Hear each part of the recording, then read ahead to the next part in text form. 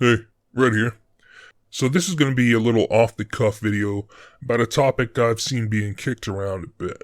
You see the title, you know what I'm talking about. Let's get into it. Quiet Red Media. Shh. Now, there are a few issues I take with the way crowdfunding has been utilized. I saw this tweet and I made this comment, which is why I'm talking about this now. It's not a direct response to Adam either, it's just what got me thinking. Keep in mind as I'm going through this, I'm mostly relating this to the community of indie comics creators that I know and love. Comicsgate.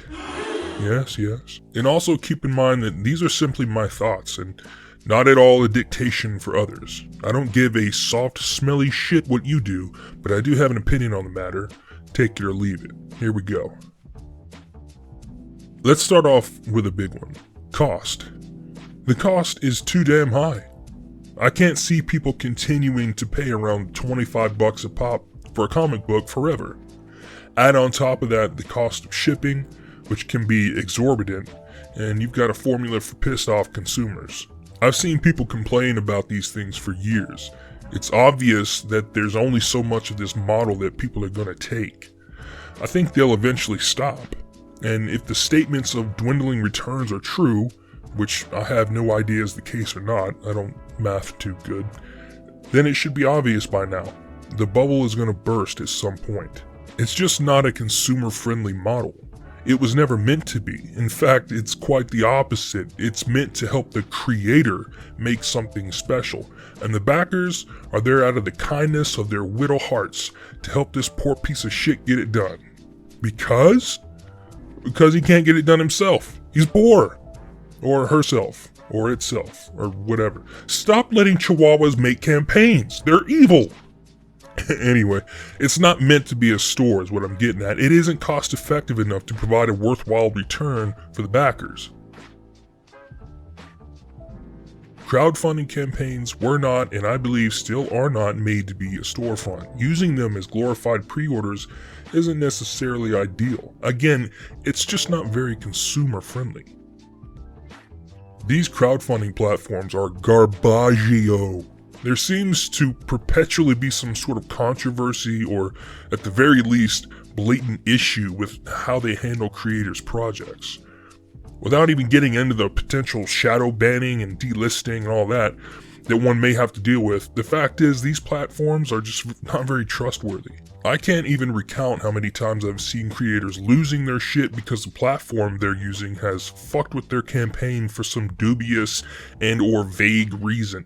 It's bullshit, and it's not something that creators should have to worry about. The censorious nature of these platforms alone should be enough for folks to want to find a better alternative. That's not even to mention the technical issues that pop up to jerk the rug out from under you and shove it up your butthole. Okay, that last part might just be me. Look, unless someone has the means to build their own, like Eric July, for example, they're dealing with an uncaring machine that gives not a solitary fuck about how you or your business goes. Not only that, but they may actually have a hate boner for you, which is both disturbing to think about and quite a pain in the ass. Don't let your mind wander on that one.